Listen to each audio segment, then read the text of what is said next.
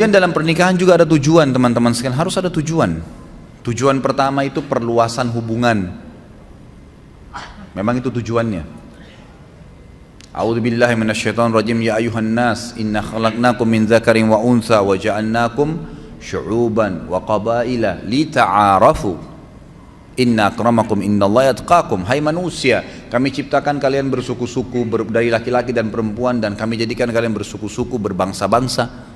Itu variasi Allah kasih. Semua kan dari Adam dan Hawa ya. Kenapa ada orang Arab, ada orang Melayu, ada orang bule, ada orang Afrika, suku-sukunya banyak. Ya Allah sengaja buat variasi itu untuk kalian saling kenal, mengenal. Kata ulama tafsir, dengan pernikahan tahu tradisi makanan ini, pakaian ini, terusnya. Ada tujuan. Orang yang melangkah kepada sebuah perbuatan tanpa tujuan, maka tidak sampai kepada target yang dia inginkan. Ada orang masuk ke mall, nggak ada tujuannya, nggak ada sesuatu. Dia nanti kacau balau itu, belanja sembarangan, beli makanan sembarangan, habisin uang percuma, buang-buang waktu, nggak ada tujuan, nggak bisa. Dalam Islam harus ada tujuan. Saya ke masjid mau sholat, tujuannya sholat, jangan pikirin yang lain, udah. Lagi mau belanja sesuatu di pasar, memang tujuannya beli sayur, beli tempe, beli segala, beli itu. Ibu-ibu jangan singgah beli daster, nggak boleh, harus tujuannya jelas. Kalau enggak kemana-mana tuh nanti. Tujuan harus ada. Kita kerja di satu perusahaan, tujuannya ada target. Orang kalau cuma sekedar ya kebetulan supaya saya kerja deh, nggak bakal meningkat prestasinya, nggak bakalan. 10 tahun begitu terus jabatannya. Tapi kalau ada tujuan saya masuk di sini apa nih? Kelas tertingginya dalam target di perusahaan ini apa? 1, 2, 3, 4, 5 jenjangnya. Target saya 2 tahun saya sudah harus sampai di tingkat yang kelima. Harus ada target. Nggak bisa, dan itu dengan tujuan kita masuk ke situ. Tujuan berumah tangga ada. Perluasan hubungan. Kita akan kenal keluarga istri, keluarga suami, jaringannya lebih luas.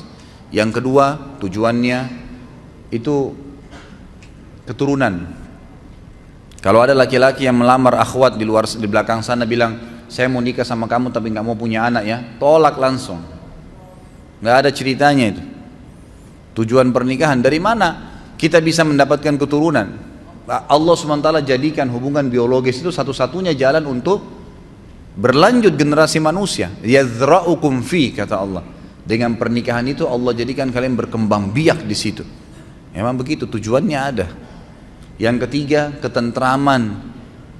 Nikah butuh ketentraman. Cari orang yang akan jadi pasangan kita yang buat ketentraman, dan itu hanya satu poinnya supaya bisa tentram, cari agamanya, imannya ada. Kita sudah tahu semua itu, maka agamanya didahulukan. Bagaimana agamanya dia? Kalau weekend, kalau liburan, kemana ya? Oh saya ke majelis ta'lim ini. Oh saya hadir di pengajian ustadz ini. Oh saya kalau weekend ke karaoke, saya ke pantai di Ancol duduk dengan sama teman-teman. Oh saya main gaple. Udah jelas. Nggak ada ketentraman, mustahil, karena habis nikah dia akan buat sama itu. Dia akan buat sama. Perempuan yang nikah sama playboy asalnya sebelum nikah, jangan heran kalau dia selingkuh setelah nikah. Wajar itu. Laki-laki yang menikah dengan wanita yang tidak pakai jilbab, jangan heran kalau setelah menikah dia tidak pakai jilbab, atau dia tidak sholat, atau memang dia pernah bohong, ya dia akan bohong, itu tradisi dia. Cari orang yang bawa ketentraman, dan itu patokannya adalah agama. Dan yang keempat, tujuan pernikahan adalah menjalankan perintah Allah dan Rasulnya. Di ibadah didiatkan untuk itu. Kata Nabi SAW, an-nikahu sunnati wa man raghiba an sunnati falaysa minni. Siapa yang menikah itu adalah bagian dari sunnahku, siapa yang menolaknya maka bukan siapa yang menolak sunnahku maka bukan dari golonganku. Jadi ada tujuan-tujuan. Di antara substansial tujuan pernikahan yang kelima adalah memenuhi hubungan biologis, kebutuhan biologis. Itu tujuan memang. Tujuan kita menikah memang untuk melampiaskan biologis, untuk ngobrol, tatap-tatapan, ciuman, pegang, hubungan biologis, bahkan digantungkan pahala besar. Boleh nggak pacaran Ustadz? Boleh, setelah akad nikah. Sebelum akad nikah nggak ada pacaran dalam Islam. Bagaimana caranya saya kenal dia? Banyak orang sekarang begitu. Harus terperiksa tai lalatnya perempuan itu di tangannya ada nggak? Lihat rambutnya seperti apa, dan beragam macam alasan. 3 rahasia penting dalam agama untuk mengenal konsep ta'aruf dalam Islam: kenali fisiknya, kenali keluarganya, kenali lingkungannya. Titik, selesai. Fisik sesuatu apa yang kita menarik nih? Kata Nabi SAW, lihat dari lawan jenis yang kamu mau nikahi sesuatu yang menarik buat kamu. Apa saja? Alisnya, warna kulitnya, sesuatu di wajah dan telapak tangan yang jadikan patokan. Sudah selesai? Oh iya, ini mungkin masuk di kriteria saya. Baik, cukup. Kemudian masuk yang kedua ke keluarganya. Secara umum, keluarga ayahnya akan mewariskan fisik kepada anak cucu kita nanti. Keluarga ibunya akan menurunkan karakter dan sifat. Saya sudah pernah jelaskan yang sahabat kulitnya putih, istrinya putih, anaknya hitam seperti anak Afrika. Suaminya langsung bilang, pasti kau selingkuh. Kok bisa saya putih, kamu putih, ini hitam keluar nih. Kata istrinya, demi Allah saya nggak pernah disentuh kecuali sama kamu. Ribut, didengar oleh Nabi SAW, dilapor, ya Rasulullah, nih lihat nih, putih-putih ini hitam. Gimana bisa? Nabi SAW diam sejenak, datang wahyu. Lalu Nabi SAW tanya, sesuai dengan wahyu kepada laki-laki tersebut, ada gak kakekmu kulitnya hitam begini? Dia bilang ada, ini keturunannya itu. Jadi fisik turun, makanya biasa kita dapat suami istri mukanya beda sama anaknya kan? Karena itu dari kakek-kakeknya, dari turunan ayah mereka. Jadi turunan ayah istri dan turunan ayah suami itu sama, nanti menurunkan, mewariskan fisik secara global ya. Jangan dilihat substansialnya, secara global. Kemudian keluarga istri, keluarga ibu dari istri dan keluarga ibu dari suami itu akan menurunkan karakter, sifat.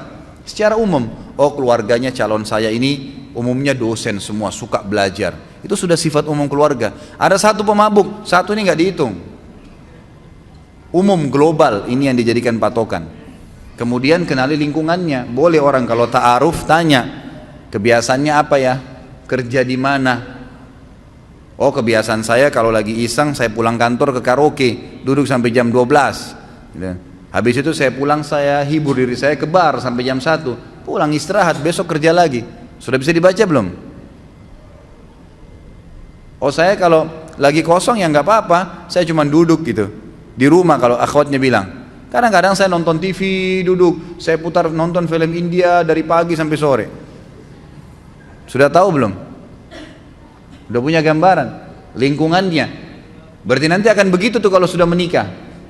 Oh saya kalau pulang taklim mampir di Nur Iman belajar. Saya belajar taklim. Oh saya kalau weekend saya hadir tabligh akbar di sini. Dan seterusnya. Saya mulai ikut tahfidz Quran, beberapa surah di store setiap minggu. Nah itu berarti kita tahu lingkungannya. Nah ini berarti bagus nih, gitu kan? Itu saja, nggak perlu pacaran keluar sama-sama, nggak usah. Semoga Allah berikan hidayah. Kadang-kadang ada orang tua, kok bisa itu? Datang laki-laki malam minggu, tante, om pamit ya, saya mau bawa anaknya. Iya silahkan, masya Allah. Silahkan dibawa ke Ancol, dibawa ke bioskop dingin-dingin terus ndak zina, bohong ndak zina. Bagaimana caranya nggak zina? Gitu kan? Nggak ada, paling sedikit itu sudah iktirab ke zina. Ujung-ujungnya, nggak bisa, susah. Nanti hamil di luar nikah, sibuk nikahkan. Bagaimana? Dari mana sahnya nikahnya orang hamil itu? Mana anaknya nggak jelas statusnya, nggak boleh dinisbatkan kepada pemilik sperma, nggak ada hak waris di antara mereka. Kalau anaknya perempuan dari hasil zina, dia nggak punya hak wali. Banyak sekali rentetan hukumnya.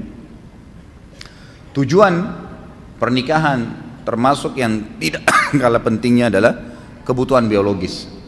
Itu nggak bisa dipungkirin. Teman-teman kalau yang punya anak, jangan tunda mereka menikah, nikahkan. Karena kadang-kadang subhanallah fitnah terjadi.